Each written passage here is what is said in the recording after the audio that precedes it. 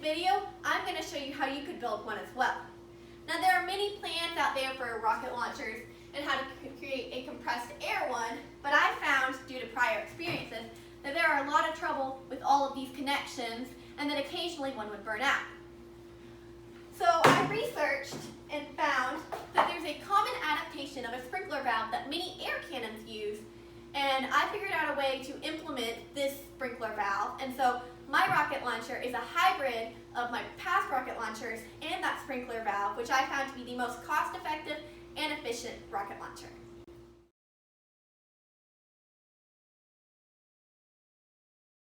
So I've got my sprinkler valve here, and I'm going to show you how to adapt the sprinkler valve for the rocket launchers. And as you can see here, I've got a 3/4 inch inline sprinkler valve. Now I've already removed all of the screws and I've taken out the solenoid valve. But if you want to do this with electricity, all you do is you leave that solenoid valve in, and there's many different websites that'll show you how to wire it correctly. So I'm just going to take the top off my sprinkler valve, and as you can see, there's a spring and a membrane. You want to set that to the side and keep it just like that. That's going to be really important later, because if you flip it, it's not going to work correctly. And now what you're going to do is you're going to take the top of your sprinkler valve and you're going to drill a 1/2 inch hole through the middle of this right here. Now I'm not going to do that part right now, but I'll show you what to do after you drill this 1/2 inch hole. So what you're going to want to do is you're going to take some epoxy and you're just going to have to fill in the holes of where that solenoid valve was. So there's a hole right here and right here. And this is how the solenoid valve would allow the pressure to change to launch the rocket launcher. But since we've discarded the solenoid valve, we need to make sure to fill in these holes. So after you've done that, you're going to take a 1/4 inch brass nipple and an air blowgun attachment. And so what you're going to want to do is, again, you're going to take your gas-rated Teflon tape and you're going to apply it in the same direction as you would turn the piece. And this just makes sure that thread seal tape doesn't come off as you're trying to screw it in. So I've got my tape and I'm going to screw it in to my air blowgun attachment. And now after you've done this part, you'll again apply that thread seal tape in the same direction as you're going to turn it, and then you'll screw it in to the top of your sprinkler valve, and you want it to go just a little past flush on this other side, and then you'll have your sprinkler valve, which should look something just like this. And there you go, you've adapted your sprinkler valve. So now I'm going to show you how to build the pressure chamber, which is right here, and the top of the rocket launcher. So I've got all my pieces laid out here as they're going to go together, and I've got my purple primer and my PVC cement. And again, you want to make sure you're in a well-ventilated area while doing this. And so as you can see, these have a little applicator on them.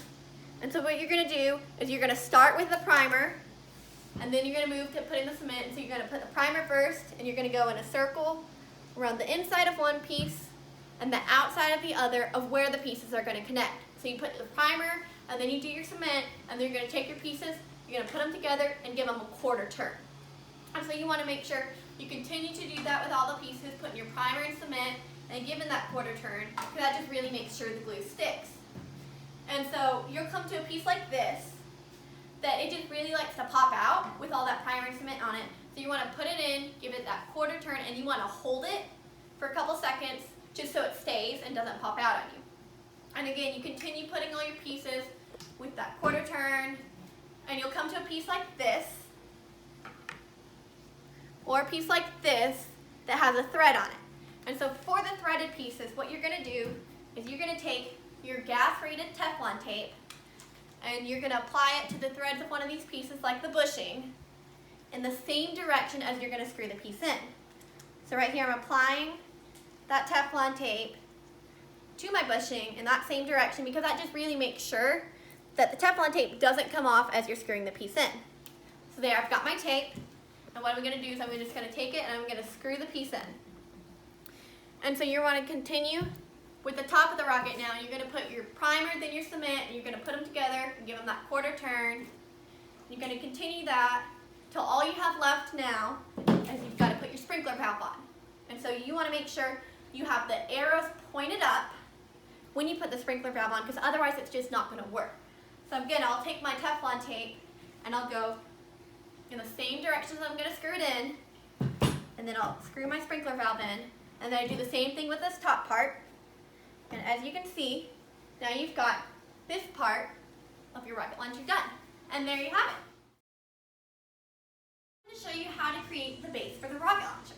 And as you can see here, the base consists of 2 legs that are then connected with 2 elbows and a 3rd piece in the back, and then you use zip ties to attach the rocket launcher.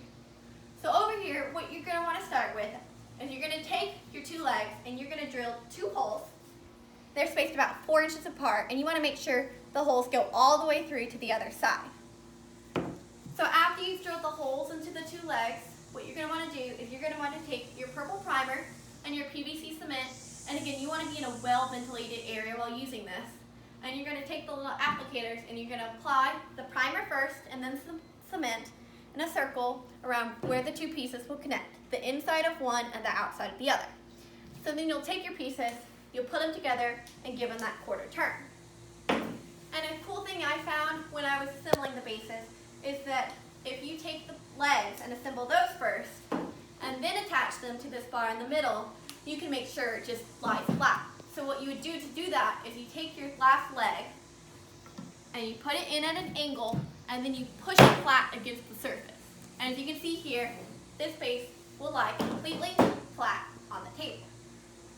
So what you'll do next is you take your zip ties, because that's how you're going to attach them, and cool trick I found is if you bend them twice like this, then they just really easily go through and come up on the other side.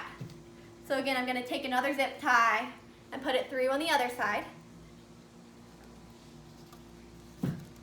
And another thing that I found is that if you take a 3rd zip tie and you go all the way through the bottom of one, so it's around here, and you go back and you push it through to the top, that can just really give it more stability, and it's just sturdy enough that you can tilt it at an angle like this and it just stays.